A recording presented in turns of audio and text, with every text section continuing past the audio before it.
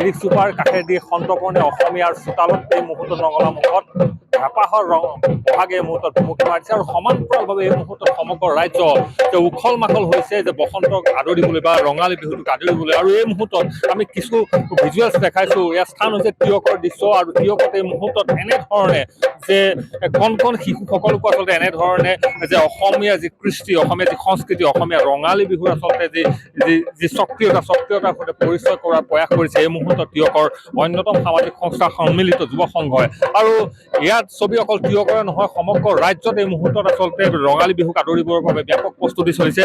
কোনোবা যদি আচলত ব্যস্ত, কোনোবা আকৌ হয়তো তাঁতৰ শালত ব্যস্ত, তাৰ সমান্তৰালভাৱে এনেধৰণে এই মুহূৰ্তত যে অসমীয়া বাপতি সাহোন ৰঙালী বিহুটিক আচলতে উদযাপিত কৰিবৰ বাবে বা এইসকল উঠি অহা প্ৰজন্মক আচলতে বিহুৰ সৈতে সংযুক্ত কৰিবৰ বাবে যে অসমীয়া যি লোক সংস্কৃতি, যে বিহুক আচলতে শুদ্ধ ৰূপত তুলি ধৰিবৰ বাবে এইসকল এই সন্মিলিত যুৱ সংঘই আচলতে প্ৰতি বছৰে তিয়কত ব্যৱস্থা কৰি আহিছে। আৰু এইবাৰ তাৰ ব্যতিক্ৰম নহয় যে এই মুহূৰ্তত আমি দেখাইছোঁ ইয়াৰ সামগ্ৰিক দৃশ্য যে কেনেধৰণে আচলতে এই উঠি অহা প্ৰজন্মক, উঠি অহা কণ কণ শিশুসকলক আচলতে এই মুহূৰ্তত এনেধৰণে প্ৰশিক্ষিত কৰাৰ প্ৰয়াস কৰা দেখা গৈছে। আৰু এই মুহূৰ্তত সন্মিলিত বিষয়ববীয়া আছে কিছু কথা জানিব বিচাৰিম।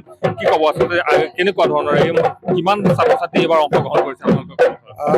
চাওক, আমি বিগত 6টা বছৰে কিয় সন্মিলন যুৱ সংঘই এটা প্ৰয়াস কৰিছিলোঁ যে আমাৰ উঠি অহা প্ৰজন্মই আমাৰ কৃষ্টি সংস্কৃতিৰ সৈতে আমি চিনাকি কৰাই দিয়া এটা প্ৰয়াস।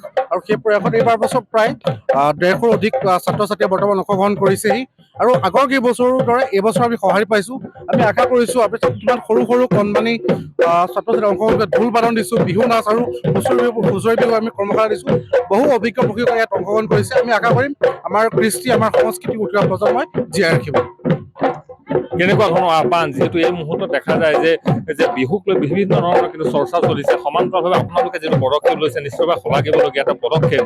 কি আহ্বান জনাব আচলতে উঠি অহা প্ৰজন্মলৈ, আচলতে কি আহ্বান জনাব? যিহেতু বহু ক্ষেত্ৰত বিহু কিন্তু কিছু পৰিৱৰ্তন হোৱা দেখা গৈছে।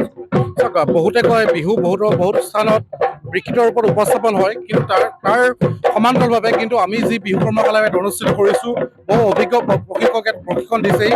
আৰু তেওঁলোকৰ দ্বাৰা আৰু ইয়াত জাতি বৰ্ণ নিৰ্বিশেষে সকলো অংশগ্ৰহণ, এইটো আমাৰ বাবে খুব ভাল খবৰ যে ইয়াত বহু জাতি বৰ্ণ নিৰ্বিশেষে ইয়াত অংশগ্ৰহণ কৰিছে। তেওঁলোকে আমাৰ জাতীয় কৃষ্টি সদায় জীয়াই ৰাখিব বুলি আমি আশাবাদী।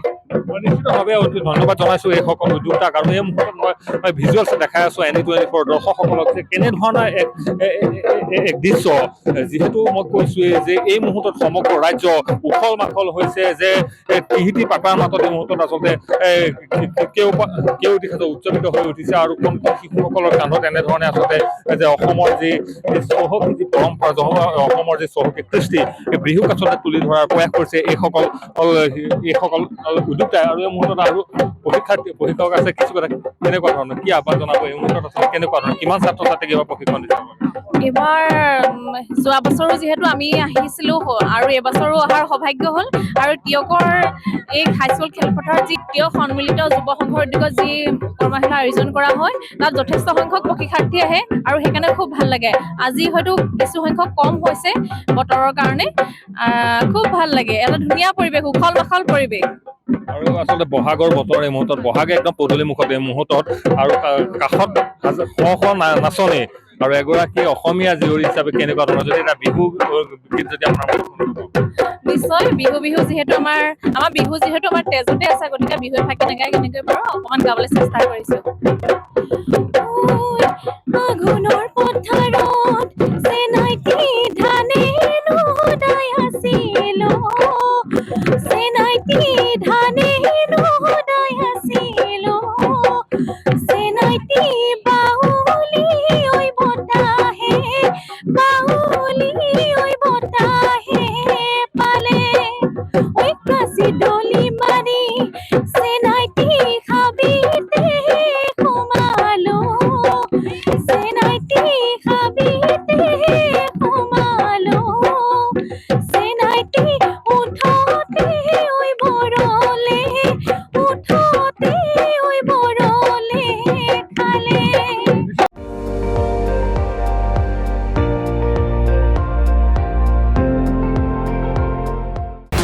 আপুনি চাই আছে ND24 সৰ্বশ্ৰেষ্ঠ নহয় সৰ্বোত্তমৰ দৌৰত।